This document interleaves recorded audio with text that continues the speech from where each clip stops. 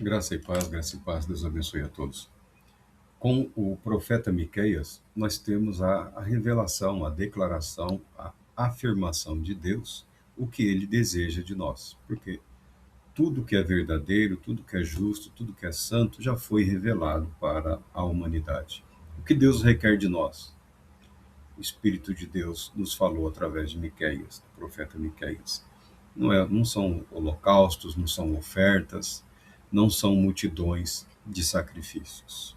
É que pratiquemos a justiça, amemos a misericórdia e andemos humildemente com o nosso Deus. É o que foi revelado por Deus através do profeta Miqueias, na bela linguagem que o profeta utiliza numa convocação para o julgamento, em que a humanidade é convocada por Deus a apresentar-se diante da eternidade para questionar o todo mesmo, nessa figura apresentada pelo profeta Miqueias, no capítulo 6, antes mesmo que o ser humano abrisse a boca, o Senhor Deus já mostra os questionamentos e já exibe a sua fidelidade através da história. Lembrando sempre que Miqueias está falando à nação, ao povo como um todo. Cabe a cada um de nós extrair do texto aquilo que diz respeito às nossas vidas, ao nosso viver.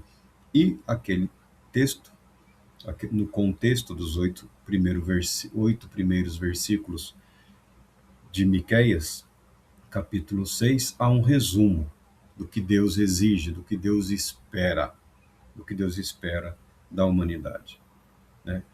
A prática da justiça, o amor, a misericórdia e a humildade diante do Todo-Poderoso Deus.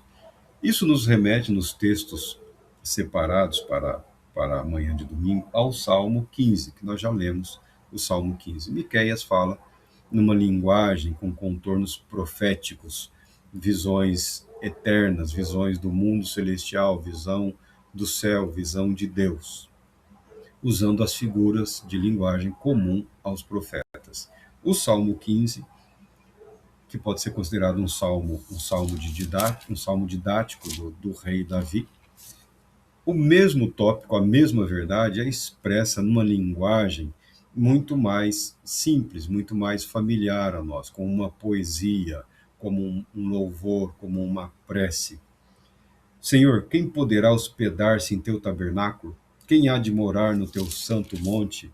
Aquele que é íntegro em sua conduta e pratica a justiça, que de coração fala a verdade e não usa a língua com maledicência, que nenhum mal faz a seu semelhante, nem lança calúnias e afrontas contra o seu companheiro. A seus olhos, o ímpio é desprezível, mas dedica honra aos que temem o Senhor. Mantém a palavra empenhada e, mesmo sendo prejudicado, não volta atrás, não empresta seu dinheiro com usura, nem aceita suborno contra o inocente. Quem assim conduz a sua vida caminhará seguro e em paz, graças a Deus pela sua palavra. Nós podemos ter todos os nossos questionamentos em relação à divindade, em relação ao sagrado, em relação à fé. Nós podemos, porque isso é natural, isso é comum ao ser humano.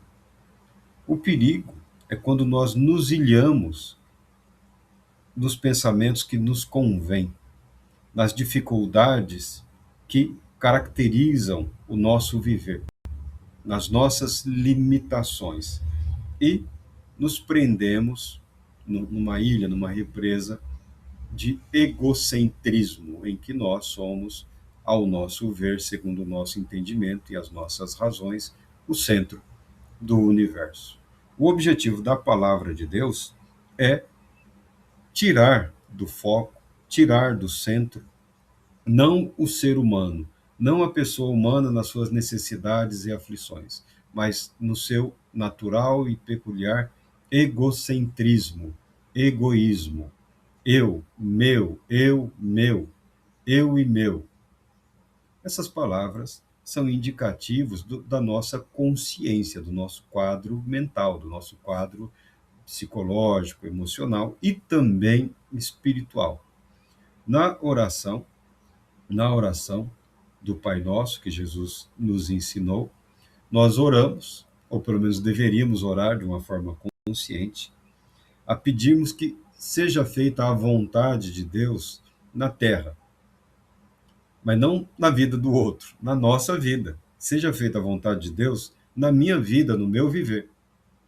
É certo que uma oração que Deus se agrada em ouvir, não que ele não ouça as demais orações, os outros modos, tipos ou momentos de oração, mas uma oração que agrada a Deus é aquela em que o ser humano, tomado pela graça, pela fé, intercede em favor de outro, em que por algum momento, por algum instante, a pessoa compreende que está sendo sustentada por Deus, está sendo agraciada por Deus, e ele se propõe a interceder, a pedir, a suplicar em favor de outra pessoa, priorizando a necessidade do outro, ao invés de encher os céus com as orações voltadas única e exclusivamente a si mesmo. Não que seja errado você orar pelas suas necessidades. Não que seja errado você apresentar diante de Deus as suas aflições. O fato é que Deus se alegra, Deus se alegra quando nós compreendemos que vivemos debaixo da graça dele e ele proporcionará todo o necessário e suficiente para o nosso sustento. Deus tem providenciado toda a libertação, toda a cura. Deus tem nos suportado, nos conduzido na nossa rebeldia, na nossa teimosia, nas nossas limitações. Esse é Deus. Às vezes nós somos tão cheios de nós mesmos, daquilo que sentimos, principalmente as emoções, né? O ser humano dá um valor assim extraordinário à sua capacidade de sentir, de emocionar. E às vezes, porque há uma tendência nessa no universo religioso, a pessoa confunde as suas emoções, sentimentos, sensações, intuições e quereres humanos, mundanos, terrenos, com a vontade expressa do Todo-Poderoso Deus. O caminho da justiça, o caminho da justificação, ele não é um atalho.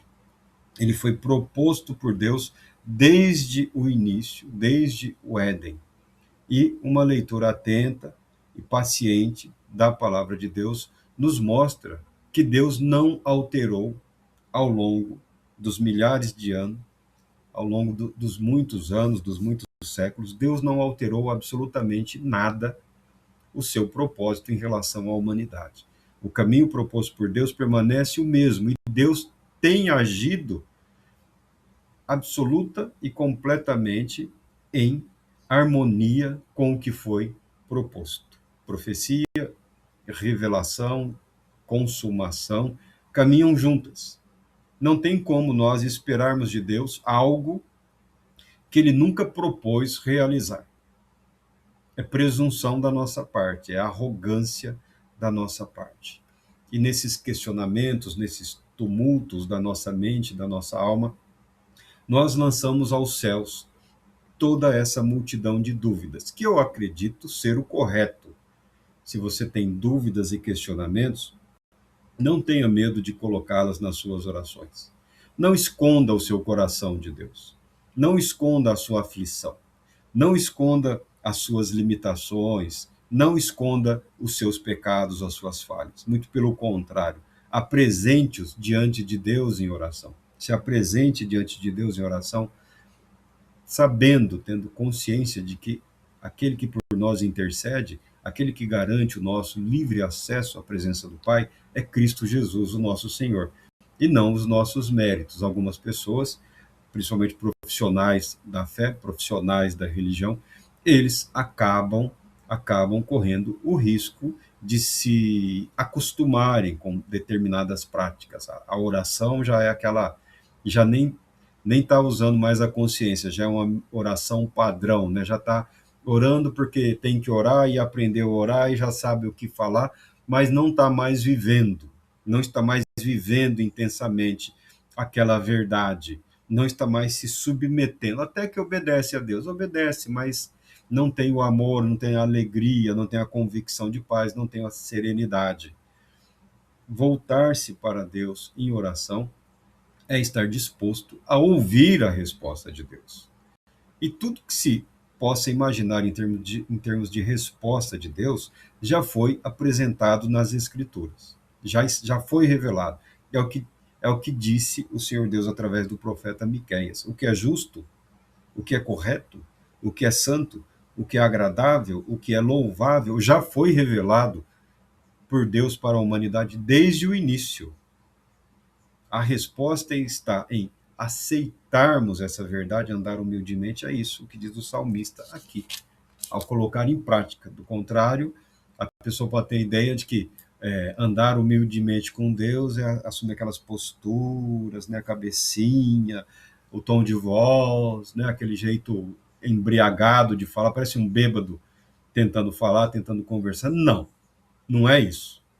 Isso é cinismo, isso é a hipocrisia religiosa, isso é o verniz do teatro religioso, da representação religiosa. Não, não. Nós devemos viver além disso. A nossa fé deve estar interiorizada, ou seja, encarnada. A verdade precisa fazer parte da nossa vida. E aí que vem o desafio. Eu não vejo como exigir a perfeição de ninguém. E não tenho nenhuma ilusão.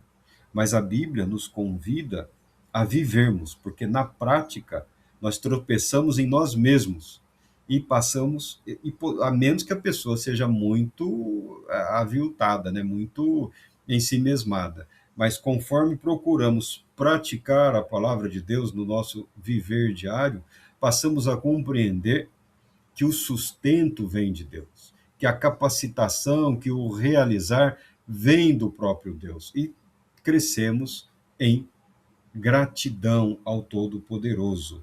Por isso que Davi, quando fala dessa vida do devoto, que é agradável a Deus, daquele que busca agradar a Deus, ele fala em termos práticos do dia a dia, o que torna a verdadeira espiritualidade total e absolutamente acessível a toda e qualquer pessoa. Não é uma questão de profissão, não é uma questão de vocação, não é uma questão de tempo, não é uma questão de conhecimento, não é uma questão de sabedoria, não é uma questão de unção ou de poder. É uma questão de submissão, andar humildemente na companhia do Deus Santo e Todo-Poderoso. Que Deus Todo-Poderoso te abençoe, te